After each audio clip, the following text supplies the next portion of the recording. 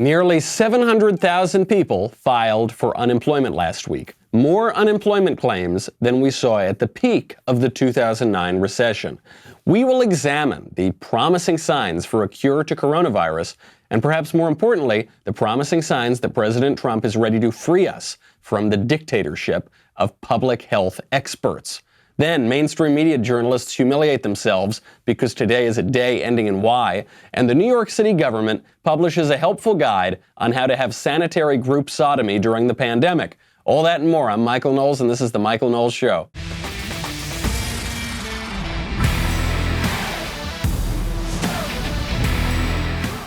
All right, we've got a lot of updates here for the coronavirus, and I can't wait to show you the New York City pandemic sex guide, which is a real thing, which we will really get to. This is what the dictatorship of expertise gets us. First, what are the updates? Tax filing deadline has been moved. This is a very good sign. It's going to be moved to July 15th. So if you haven't done your taxes yet, good, you get a little bit more time. Some other big moves that President Trump announced on Friday. The U.S. border with Mexico will be closed to non-essential travel. President Trump has been trying to get this for 3.5 years, and it took a global pandemic for it to work. But that is done. The U.S. border with Canada will be closed to non-essential travel, perhaps more important than closing the border with Mexico, since there are all those Canadian socialists up there. Another important update, President Trump has invoked the Defense Production Act. This is a Korean War era law. It began in 1950, and this is a way to turn American industry to government ends. So, for instance, if you need to start producing a lot more ventilators, the government can work with private industry to do that. It sounds a lot more monumental than it is. I mean, it sounds like we're basically gearing up for World War II again. I guess in a certain way we are. But actually, the Defense Production Act has been invoked many times. It was invoked by Barack Obama during his administration. It's been invoked something like 20 times since 1950. So not earth-shattering stuff, but, everyone's so on edge during the pandemic that anytime they hear something like that, they think that we're going to all-out war or something. Student loan payments have been suspended for 60 days. So if you've got your student loans that you owe on, you're certainly not in school right now, so it seems perfectly fitting that you don't have to make payments on those student loans. And no one's got any money coming in anyway, so if you've already graduated, good that you don't have to make payments on those either. And the Indiana primary election has been pushed back to June. This is part of a trend that we saw starting in Ohio when Governor Mike DeWine decided he was going to cancel the primary for coronavirus. A judge told him he couldn't do that. He said, who cares about the judge, and just closed the polling stations. So it's not just Ohio anymore. It's happening in Indiana. This is going to seriously affect the 2020 race. It's going to affect all the way up until the Democratic convention, and then it's probably going to have effects on the general election. So if you thought that the whining about it being an unfair election in 2016 was bad, just wait until we get to November of 2020. And then the big update on the numbers, we now have 451 deaths from coronavirus in the United States. Now, this all began in late January. So, obviously 451 deaths, very sad for each of the 451 people and their families, for all of us. But it's not 100,000 people. It's maybe not as bad as some people were expecting. That, however, has not stopped the public health experts from telling us, really, we're still on the brink of civilizational collapse. That's why we all need to stay locked up in our homes and not go anywhere. This from Dr. Marty Makary, a public health expert from Johns Hopkins University, who is insistent that we keep up the hysteria, because if not, hundreds of thousands of people are going to die. Some of America still is in denial that we even have a problem. We live in a very opinionated country, but this is not fantasy football here. These are facts, and this is data, and what's happening in Italy will happen in the United States. They had 793 deaths in the last 24 hours. I saw your interview with Dr. Friedman just now. I don't think he answered your question about how many cases we're going to have here.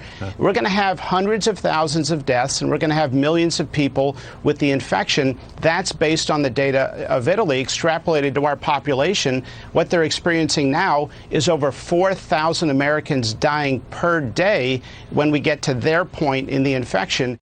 Okay, this guy is seriously misrepresenting the facts. What he's doing has become typical of the mainstream media and the so-called experts. You know, we are right now basing our national politics on the apparently sacrosanct advice of public health experts rather than dealing with politics as they are, which is where we discuss issues that are often eternal questions and try to persuade our fellow citizens. We've put all of that aside, that entire American political tradition aside for the moment, and now we're just doing whatever these public health experts tell us. But are they telling us the truth? I mean, the first thing, if you're watching that clip of McCary, the first thing that's so strange is looking at, on screen, you've got the host, then you've got Karl Rove as the Republican voice, then you've got Donna Brazile, the former head of the Democratic National Committee, as the left-wing voice, and then you've got the public health expert as another left-wing voice, but he's supposedly objective and merely scientific. If you look at Donna Brazile, the whole time he's talking about how, 100,000 people are going to die, it's going to be mass chaos, there's going to be mass death, everyone on screen is very serious about it, except for Donna Brazile, who is like smiling and nodding, and it looks really weird. It's the weirdest, creepiest reaction imaginable. And if you look, maybe she's just a strange person, but if you want to try to look into that and find out the political implications of it, it would seem that the political implications are that the left, I'm not saying the left are cheering on deaths, I'm saying the left is cheering on the alarmism, because the alarmism allows them to get more of their public policy priorities through. You saw the other day Rob Reiner, meathead from All in the Family, famously far leftist guy, said, enough of this state-by-state lockdown. We need a national lockdown now. Which is kind of funny, because meathead says that he hates Donald Trump, and yet he wants to give Donald Trump so much more power, because really what the left wants to do, the thing the left loves about the coronavirus epidemic is obviously not the sickness. What it loves, though, is the power that is going to the government right now and the total stopping of politics. There is no politics during the epidemic. It's just a tyrannical group of public health experts tell us what to do. Maybe for our own good. Doesn't change the fact that they are determining how our government is running. That's the first part that's pretty weird about this. The second part that's weird is that he's completely misrepresenting the facts in the United States and in Italy. We'll get to that in a second. First, I got to thank our friends over at Liquid IV. This is certainly not the time to let your body get dehydrated, okay? You need to stay healthy. And what makes Liquid IV so effective? Cellular Transport Technology, or CTT. The optimal ratio of glucose, sodium, and potassium delivers water and nutrients into the bloodstream, right? It's the perfect balance to help you hydrate quickly and more effectively than just water alone. One stick of Liquid IV in 16 ounces of water can give you as much hydration as 2 or 3 bottles of plain water. So what does that mean? It means if you're going through tough workouts, okay, it helps prevent muscle fatigue and it promotes healthy post-workout recovery. Now maybe I don't work out that much, but if you go and have a nice long night out, or maybe you're just stuck in your apartment having a couple adult beverages, if you have your Liquid IV, at least in my experience, it makes you feel a lot better the next morning. Get 25% off when you go to liquidiv.com. Use code Knowles, Knowles, at checkout. 25% off anything you order on Liquid IV's website. Go to liquidiv.com and enter promo code Knowles to save 25% and get better hydration and energy. Liquidiv.com, promo code Knowles. Don't wait. Start fueling your adventures today. So this guy, Marty McCary, who was actually on Fox, so he wasn't even on an outright left-wing news channel, still, though, passing along this sort of alarmism that hundreds and hundreds of thousands of people are going to die ASAP if we don't do something. Maybe. I don't know. I'm not a public health expert, but I do have reason to believe that he's misrepresenting the facts. So according to McCary, Italy is the exact preview of what's going to happen in the United States. And the reason we're believing McCary is because he's an expert from Johns Hopkins. What's strange, though, is according to data from Johns Hopkins, the death rate in Italy isn't anything like the death rate in the United States. Right now, the death rate in Italy is 7.94% from coronavirus. But the death rate in the United States is only 1.68%. Now, they might say, well, that number is going to rise and rise and rise as the United States gets closer to the stage where Italy is. They'll say that Italy is 11 days ahead in terms of the pandemic than we are, because Italy got it so much sooner.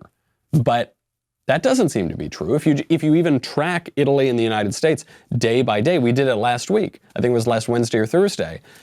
If you looked at where the United States was in terms of death count compared to, or where the United States is compared to where Italy was 11 days prior, Italy had 200 deaths. The United States had 100 deaths, even though the United States is 5.5 times larger than Italy. So even if they were the equal populations, we still had many fewer deaths. And then you look at how much larger our population size is, and you see that that rate is significantly lower. So why are the Italian numbers so high? What is it about Italy? Well, there's some good reason to believe that Italy is simply a different country than the United States. I mean, not just in terms of the literal question, they are literally different countries, but in terms of the national makeup. So the Journal of the American Medical Association, JAMA, shows that 40% of infections and 87% of deaths in Italy have been in patients over 70 years old. Yeah, this tracks with what we've been hearing the whole time. I mean, even if you just look sort of superficially, you realize Italy has the oldest population in Europe, the second oldest population in the world. They all greet each other by kissing, and they're all smokers, right? And they don't have a particularly functioning government. And so it's just a little bit different than the United States. I mean, there was one story, I kid you not, it came out of Florence, that the mayor of Florence, various politicians there, in the early days of the coronavirus, endorsed a Hug a Chinese Person campaign. Hug a Chinese person, so that it could be shown that Italians are not racist. We are now told we're not even allowed to hug our spouses. We're not even allowed to hug our family members for the risk of the virus spreading. But Italy early on was willing to risk that entirely to show how not racist they are. Probably not the wisest public policy move. According to JAMA, the majority of people in this group who are seriously being affected by the coronavirus in Italy are likely to need critical hospital care, including 80% of 80-somethings, which is putting a ton of stress on the Italian healthcare system. But there's an expert there, another expert, who's on the other side of the question, Professor Ricciardi, who says that actually the reason isn't just from the age groups and the way the hospitals are run. Actually, it's a reporting issue.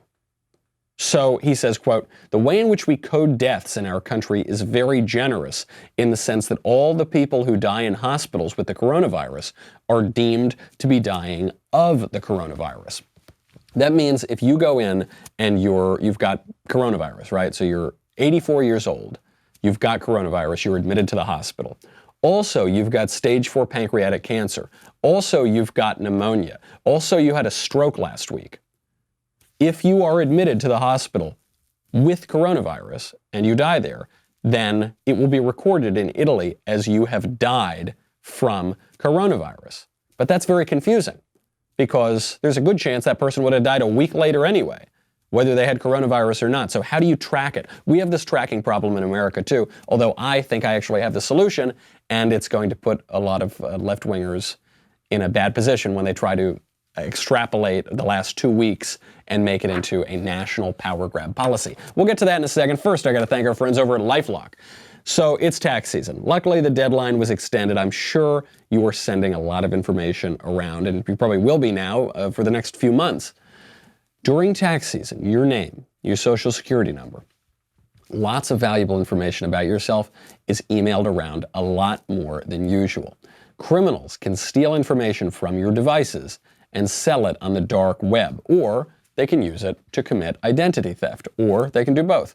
To help prevent this, you need LifeLock, the #1 most recognized brand in identity theft protection. LifeLock monitors for uses of your personal info, alerts you to possible suspicious activity, and if you become a victim of identity theft, a dedicated identity restoration specialist will work to fix it. I really trust these guys. Join now and save up to 25% off your first year. Just go to lifelock.com/Knowles, Knowles. An ounce of prevention is worth a pound of cure.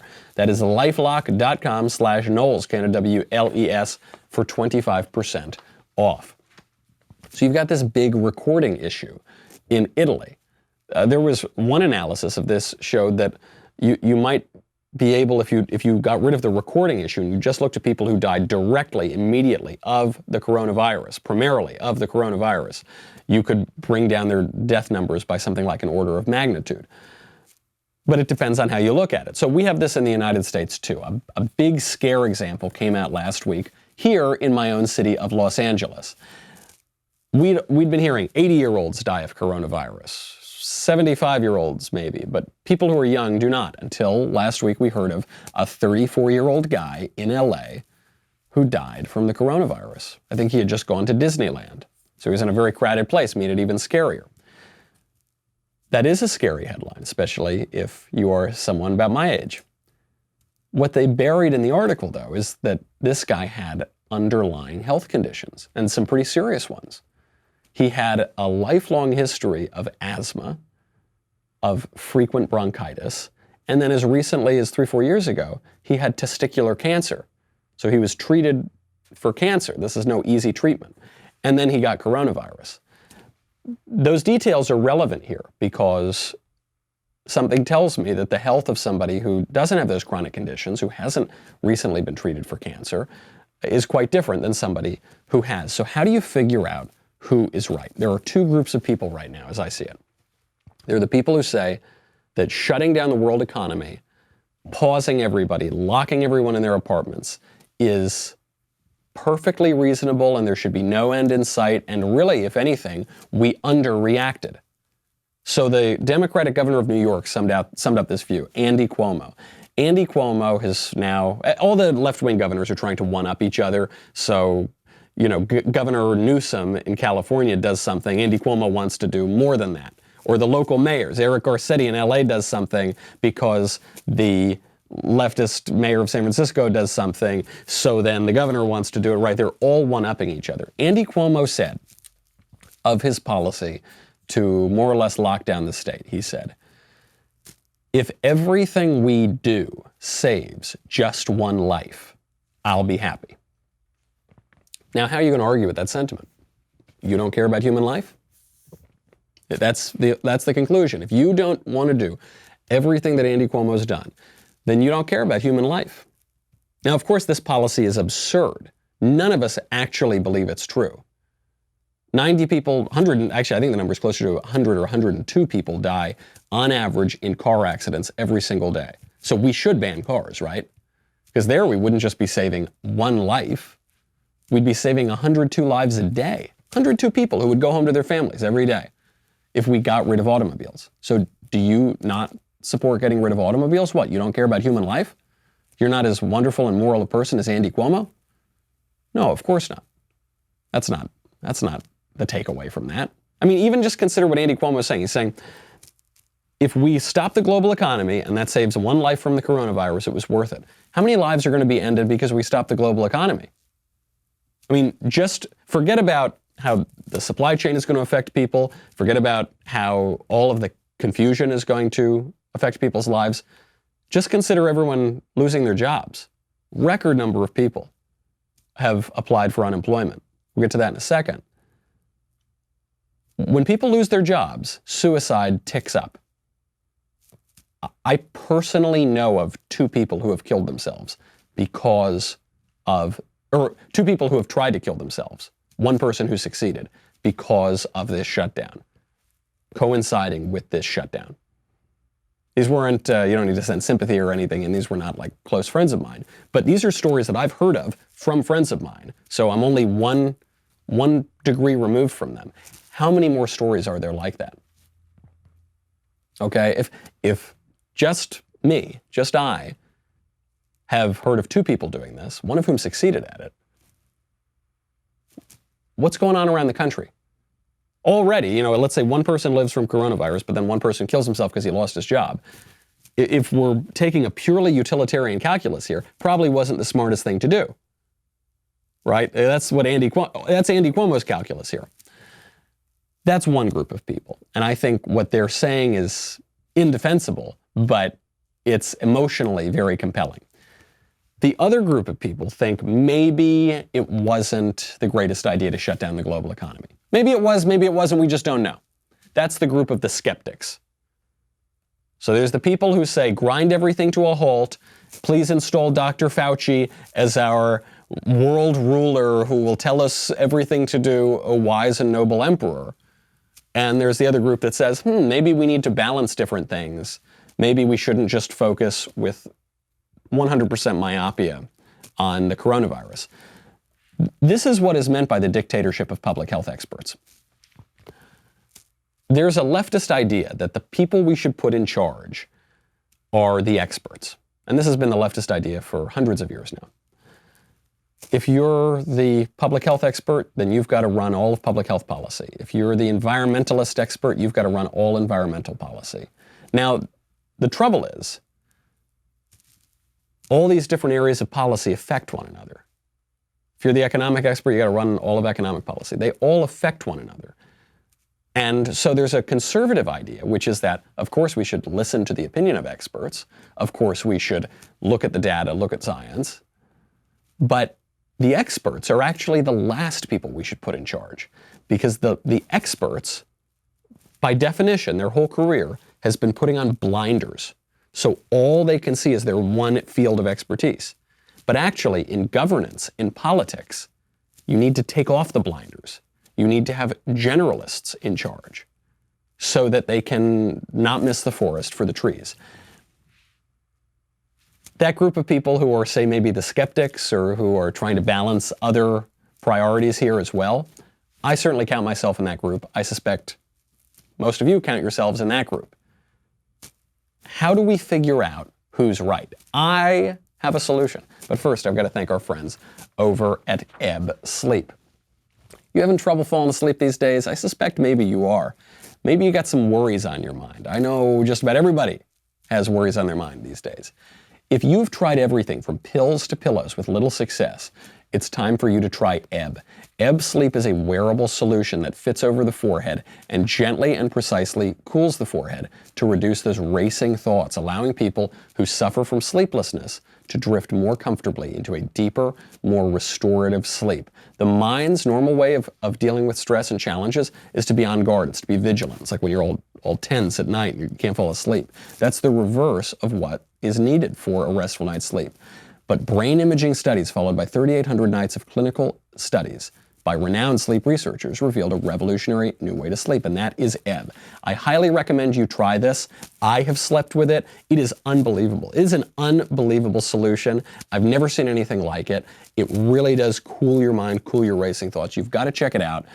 Have the energy to do the things you love again by getting the sleep you need. Ebb's natural solution has no morning side effects, allows you to get back to your peak performance. Our listeners can now try Ebb for free for 60 nights to confirm it's the solution you've been looking for. Go to tryebb.com/Knowles, TRYEBB.com/Knowles, tryebb.com/Knowles. Order today to get the sleep you need and deserve.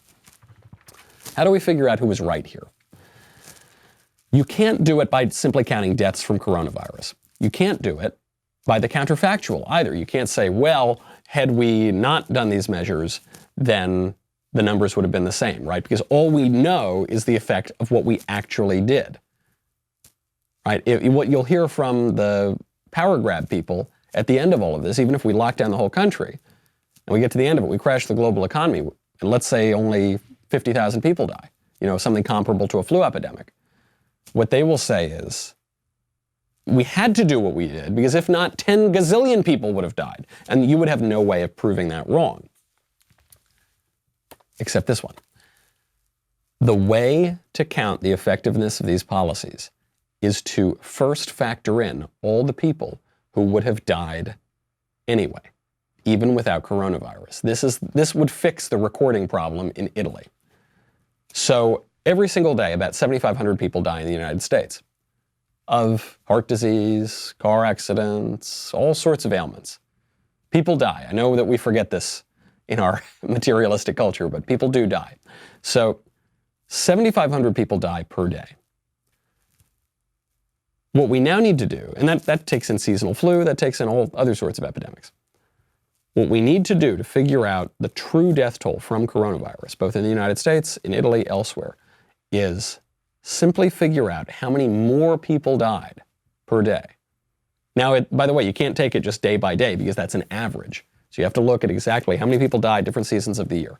When this is all over, when we are calculating the death toll, we need to take that number into account. It also will allow us to compare it across countries.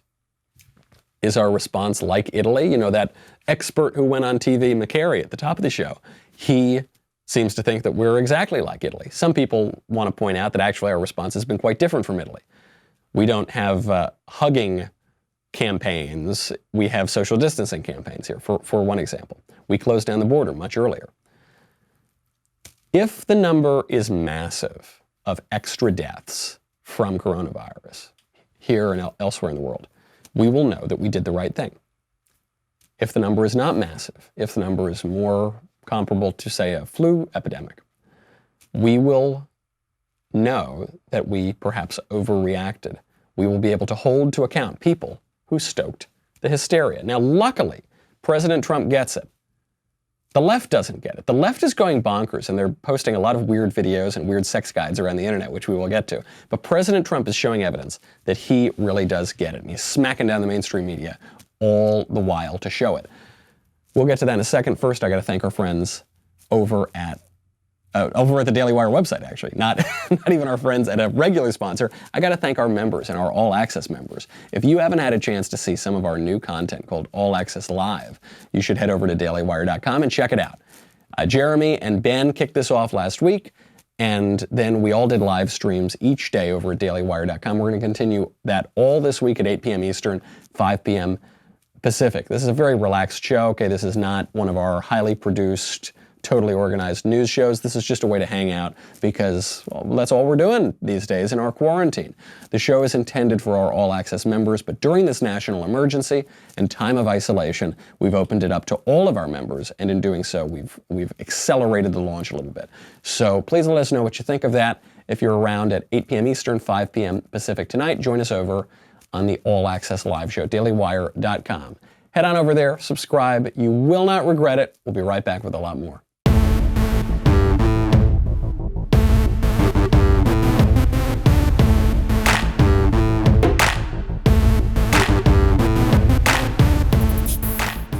President Trump gets it. He gets this fear. He gets why we need to crack the dictatorship of experts. He's taking it seriously, which is good. We want him to do that. He's also cracking jokes about tyrannical government. He was doing a press conference, I believe this was on Friday, and he's standing, Dr. Fauci and Mike Pence and Mike Pompeo are behind him. And he cracks a joke about how he's got to get Secretary of State Mike Pompeo back to the State Department, or as some people call it, the Deep State Department. You know what I'd like to do? I'd like him to go back to the State Department, or as they call it, the Deep State Department, if you don't mind. I'd like to have him go back and do his job. So does anybody have any question? Please. Mr. Secretary.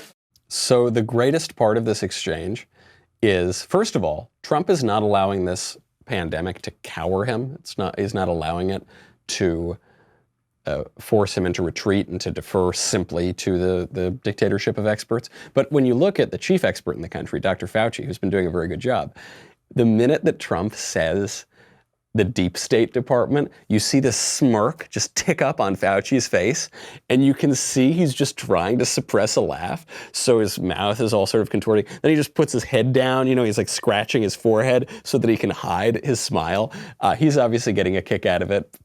Really gives me even more confidence that the guy knows what he's doing, that he can crack a laugh about the bureaucracy in our federal government.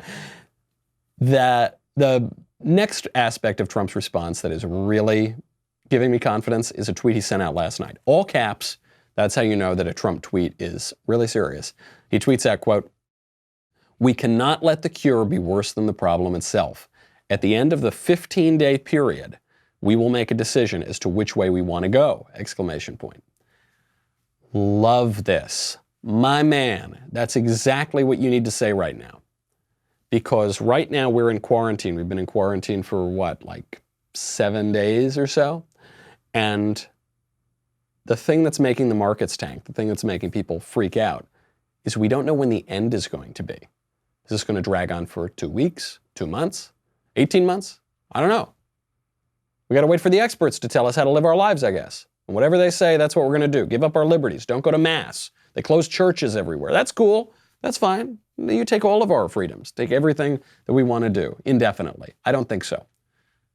Americans are willing to have solidarity, come together, help each other out, even suspend some of our rights for a limited period of time.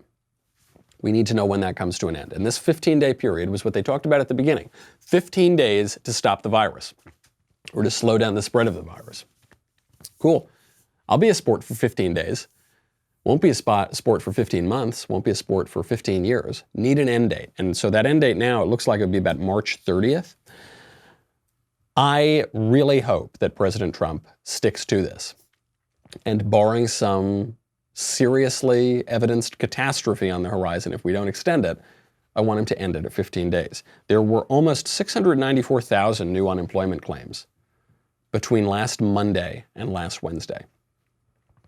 That blows the 2009 recession out of the water.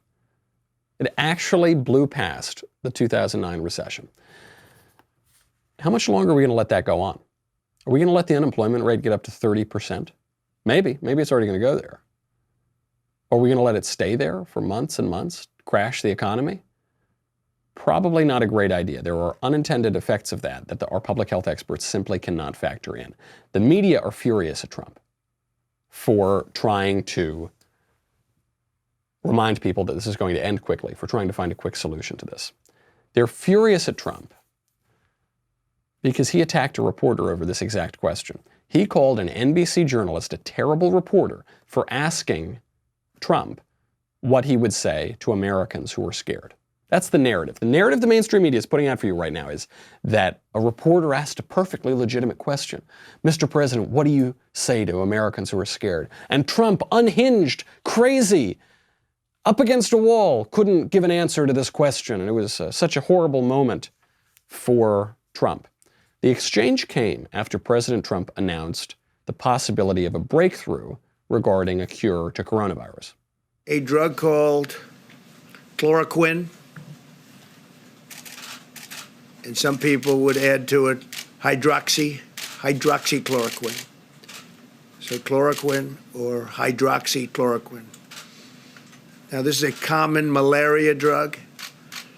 It's also a drug used for strong arthritis. Okay, this is the drug. He goes on to describe it. I love the way he did chloroquine. Some people might say hydroxychloroquine. Okay, I'll take either name. But it treats malaria, treats arthritis, and this may have an application to coronavirus. Hey, great news. There should be applause from the press in that room, right? How exciting. That's not what happened. Now, here is the very selectively edited clip that is going around the internet now and being pushed by the mainstream media and all the blue check marks to make Trump look like he's throwing a temper tantrum. What do you say to Americans who are scared, though? I guess nearly 200 dead, 14,000 who are sick, millions, as you witnessed, who are scared right now. What do you say to Americans who are watching you right now who are scared? I say that you're a terrible reporter. That's what I say. Go ahead. I think it's a very nasty question, and I think it's a very bad signal that you're putting out to the American people. The American people are looking for answers, and they're looking for hope. And you're doing sensationalism, and the same with NBC and Comcast. So I don't call it Comcast. I call it Concast. Let me just for whom you work. Let me just tell you something. That's really bad reporting. And you ought to get back to reporting instead of sensationalism. Let's see if it works. It might and it might not. I happen to feel good about it, but who knows? I've been right a lot.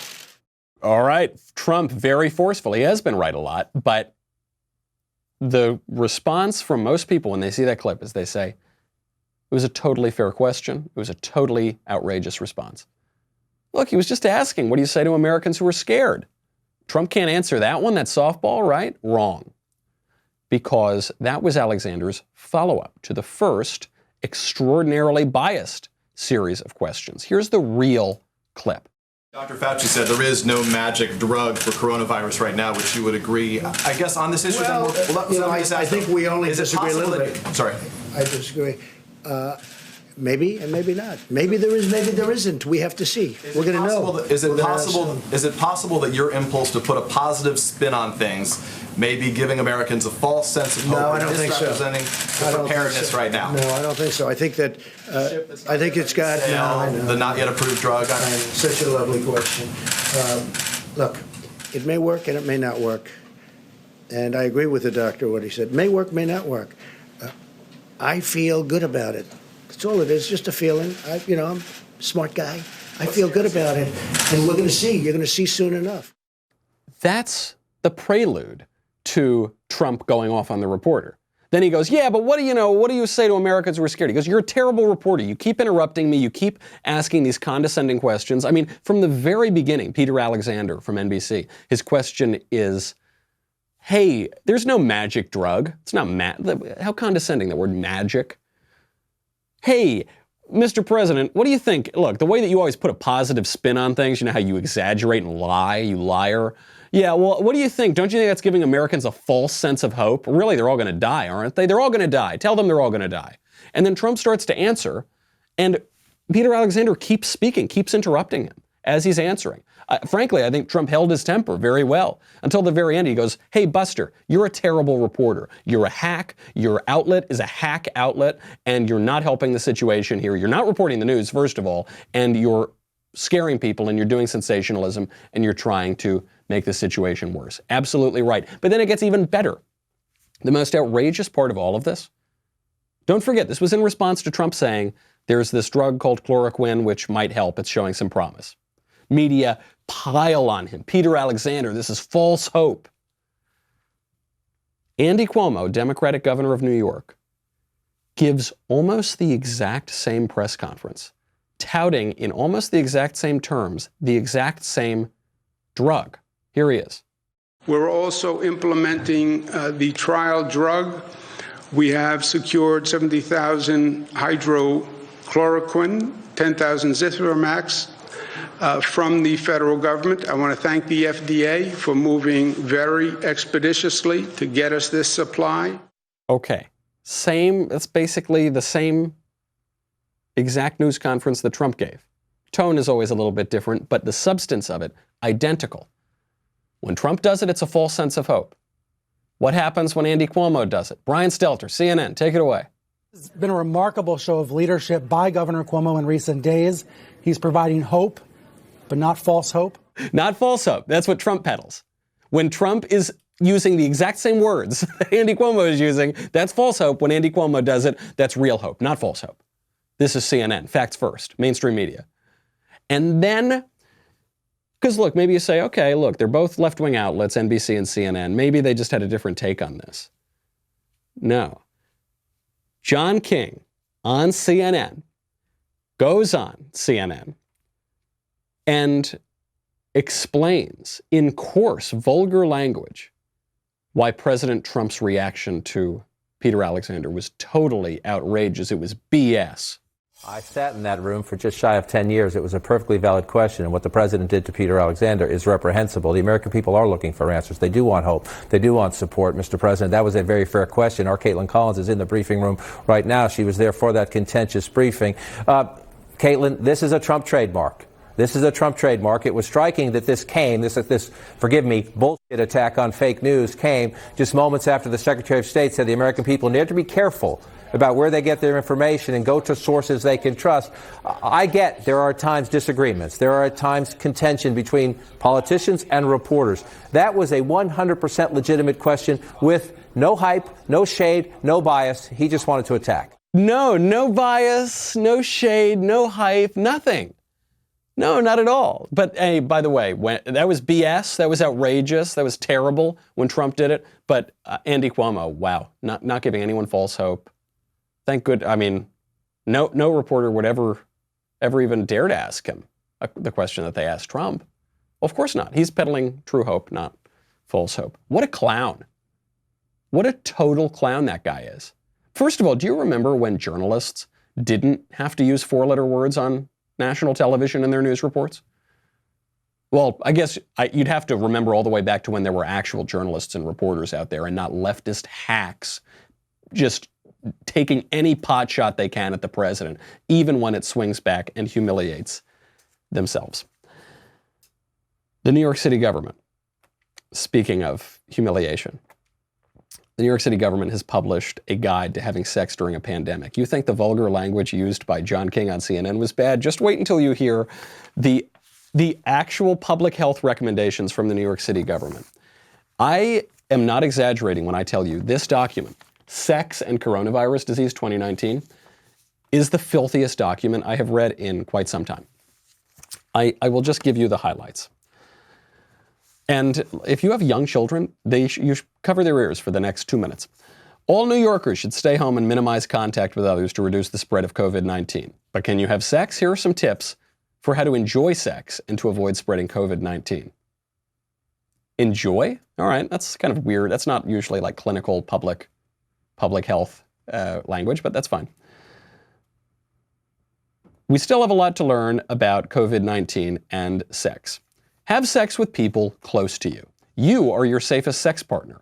Masturbation will not spread COVID-19, especially if you wash your hands and any sex toys with soap and water for at least 20 seconds before and after sex. You are your safest. I guess it is sex with someone I love, but this doesn't seem like the kind of advice you should be getting from your government. The next safest sex partner is someone you live with. Having close contact, including sex, with only a small circle of people helps prevent spreading COVID-19. You know, not exactly the same sort of advice we used to hear from our leaders on sex. Or maybe our parents would say, find a girl you love, get married, live happily ever after. Now they're saying, have sex with a small circle of people. Not a large circle. That would be wrong and immoral. But a small circle of people, that's fine. You should avoid close contact, including sex, with anyone outside your household. Now, this raises a lot of creepy questions that I don't want to get into. If you usually meet your sex partners online or make a living by having sex, consider taking a break from in-person dates. Video dates, sexting, or chat rooms may be options for you. Mayor Bill de Blasio telling us to sext. That's why we elected him, I guess. Now it gets really, this is the part, really cover up the ears. Take care during sex. Kissing can easily pass COVID-19. Avoid kissing anyone who is not part of your small circle of close contacts. Rimming, mouth on anus, might spread COVID-19. Virus in feces may enter your mouth. This is published by the New York City government on how to handle the pandemic. Condoms and dental dams can reduce contact with saliva or feces, especially during oral or anal sex. Good. Always wanted anal sex tips from my mayor. Washing up before and after sex is now more important than ever. Wash hands often with soap and water for at least 20 seconds. Interesting stapling job they did here. That's interesting. Wash sex toys with soap and warm water. Thanks again, Mayor de Blasio. Disinfect keyboards and touchscreens that you share with others for video chat, for watching pornography, or for anything else. Forget about the debate we've been having on the right, which is should city governments regulate pornography or even ban pornography? We had obscenity laws in this country. We still do, actually, all over the place, but they're rarely, if ever, enforced these days. Now you've got your city government encouraging you to watch pornography, encouraging you on how to watch pornography. Skip sex if your partner is not feeling well. If you or a partner may have COVID-19, avoid sex, and especially kissing. So maybe you can have sex, but definitely don't kiss your sex partner. And prevent HIV or other sexually transmitted infections and unplanned pregnancy. By the way, kind of an interesting thing, we've shut down virtually every institution in this country because of the coronavirus, and yet abortion clinics remain open. Apparently that's an essential service. Shows you the priorities of the experts. Maybe shows some ulterior motives. Shows us that maybe this is not just a public health dictatorship that we're living in. It might be something of a political dictatorship, because when questions of health become public health and use the arm of government to enforce their dictates, all of a sudden we're talking about a political question. And unless you want to live in a world that issues more and more guidebooks like the New York City Sex Guide. Unless you want to live in a world in which government bureaucrats are invading the most personal and perverted aspects of your life, and encouraging those perversions, by the way, then we're probably going to want to return to normal sooner rather than later.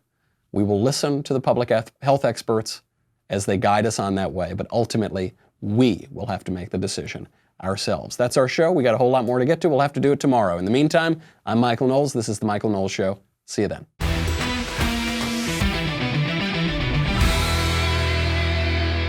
The Michael Knowles Show is produced by Ben Davies and directed by Mike Joyner. Executive producer, Jeremy Boring. Supervising producers, Mathis Glover and Robert Sterling. Technical producer, Austin Stevens. Assistant director, Pavel Wadowski.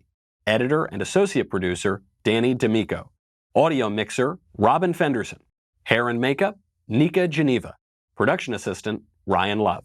The Michael Knowles Show is a Daily Wire production. Copyright Daily Wire 2020. You know, the Matt Walsh Show, it's not just another show about politics. I think there are enough of those already out there. We talk about culture because culture drives politics and it drives everything else. So my main focuses are life, family, faith. Those are fundamental, and that's what this show is about. I hope you'll give it a listen.